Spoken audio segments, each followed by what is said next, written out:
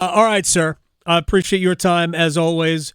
Before we get into C.J. Bailey, what has Dave Doran said about Grayson McCall, the injury, and where we go from here? Yeah, he listed him as day to day at this point. Didn't say what the injury was exactly.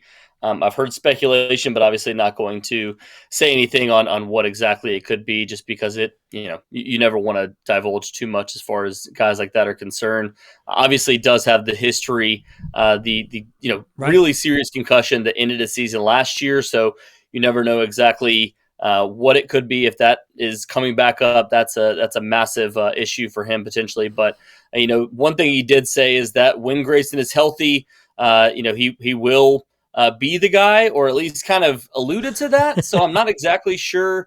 Left the door open there a little bit. I think just in case the CJ thing doesn't go as planned, there's still a chance to go back to Grayson and still have some confidence in him. But yeah, he said day to day and said that there was good news that it's not something that's going to end his season. So All right, so the obvious joke is C.J. Bailey can play the next 4 games and then redshirt. I'm just kidding. What did we like about, other than the fact that he made some plays? He showed a big arm. It's a kind of a funky throwing motion, but that I think people a lot of times make too much of it unless you can't repeat the accuracy of throws. What did you like about C.J. Bailey's second half? yeah, one of the biggest things that you saw from him, first of all, to go back to to the MJ Morris reference there, he did actually play in the Tennessee game, so technically you only have Okay, 2 games that's to right. get shirt. Only 2 more games. No. But when you look at what he did, in game and back on film, the things you love about what he was able to do, he did make some mistakes early, but recovered from that in the second half. The biggest difference for him compared to what you have with Grayson McCall is the fact that he is, a 6'6" quarterback. He's a lot taller, can see a lot better in the pocket there for NC State, and also, he does have some elusiveness to him. Obviously, he's going to have to show that off against Clemson. Just what this defensive line is going to throw at him. It's a veteran defense that's going to try to get after him early and often in that game. So, but the big thing that you see from him was the fact that he kept his cool.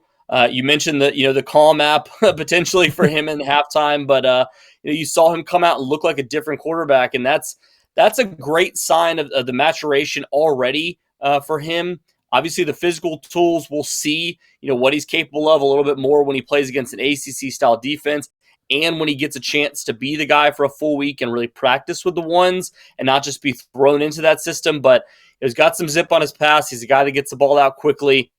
Reads through his progressions really well, but that's going to be something that's going to be really tested as the pocket gets a little bit quicker to collapse in this game this coming up weekend. Cory Smith, Pack Bride, is joining us here in the Adam Gold Show at Cory Smith on Twitter. Here's the thing about that was impressive to me is that in the same situation a year ago, in other years, Dave might have gone super conservative offensively with a backup quarterback who had not thrown a pass before the game, but he went the other way. They threw it a ton. I mean, they obviously mixed it up, but I mean, he let C.J. Bailey cook. And I thought there were a bunch of good throws, and I thought he showed. I mean, I think you talked about it, poise. Like I was impressed that they allowed C.J. Bailey to play the position, and they didn't really shelter him too much. Yeah, I agree completely. I mean, you saw it. In the past couple of years, he's done it a little bit at times with guys like an MJ Morris 2 years ago against Boston College, but that was having a full week of getting ready. This is a completely different situation where he's preparing the entire week for Louisiana Tech as I'm going to be the backup and not have to be inserted in the game.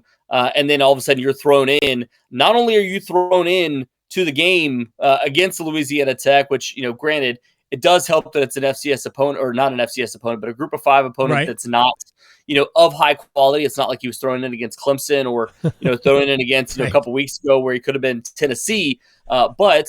They put a little bit of trust in him, and he's thrown in a game where it's 7-6. He immediately throws an interception on a second drive. They go down the field. They make it 17-6 at that point. So it's not looking great for him, and I think it did help that the defense was able to get a touchdown early on.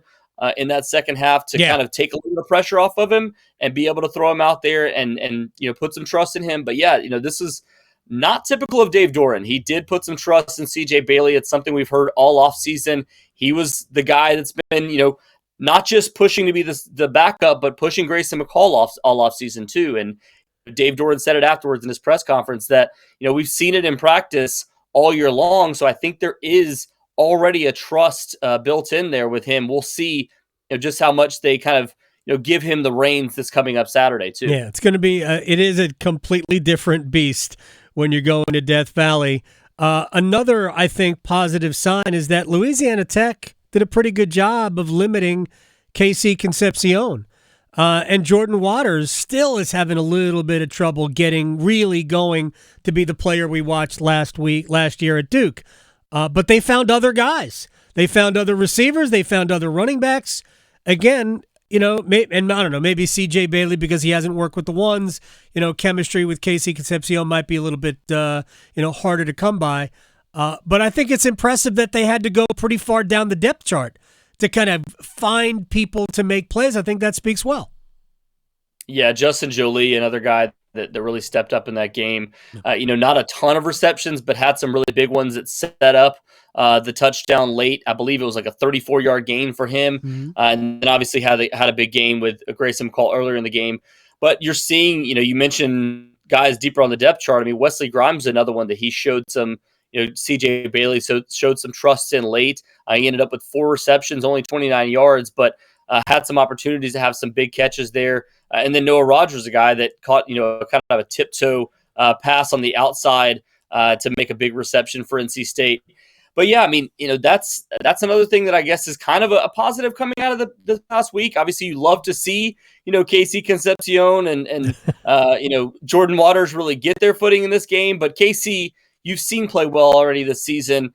Jordan Waters, I think, was one you're like, all right, man, if you can really get going in this game, maybe that can snowball over into the next week, and it's a huge confidence boost. But it also shows that there is some depth around CJ Bailey. The fact that you mentioned Kendrick Raphael, 9 rushes for him, did have 63 yards in this game, and one of those being a 25-yard gain. So those types of things can help you, especially when you're looking for somebody else to kind of bail you out in a game against Clemson, or if you potentially, God forbid, you lose somebody else in this game. It does sound like NC State's healthier on the defensive side of the football. Brandon Cisse, Aiden White able to come back more than likely in this game on Saturday. But you need, as Dave Doran said it, all hands on deck when you put CJ Bailey in there against Clemson in Death Valley. All right, so what is the key? It's a noon game coming up on Saturday, and of course we found out that the Northern Illinois game, which suddenly becomes a far more difficult opponent than we anticipated when the season started,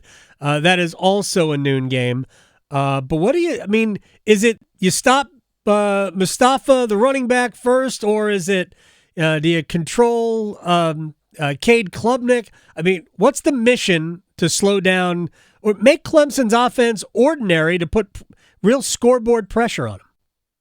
Yeah, I mean, I think the biggest key for NC State in this game, and haven't been able to look through the entire film from the past 2 weeks for Clemson, but obviously we saw what they were able to do against App State. I think everybody in the state saw that, trying to watch and hoping that App State would give some keys to that game, and it really didn't, unfortunately.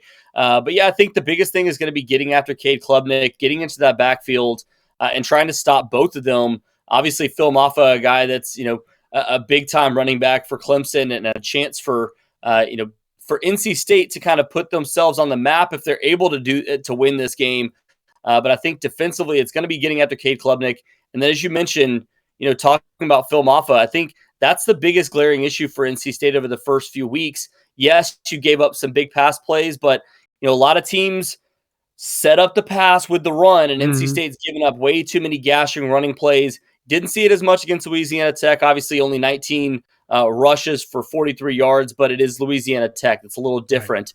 There was some big gashing runs against Western Carolina. The same thing happened against Tennessee. If they're able to limit what they do and force them into the passing game with those, yes, they have some talented wide receivers, but I don't think it's proven wide receivers yet for Clemson at this point. So if NC State's able to get after the quarterback and able to limit what Phil Maffa is able to do, think they have a chance to be able to give the keys over to CJ Bailey to maybe win a tight game.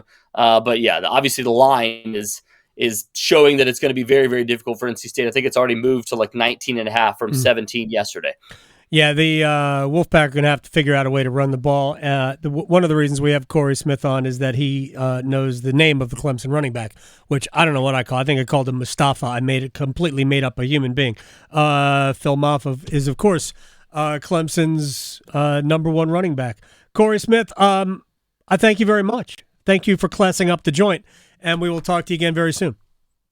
Yes, sir. Appreciate you.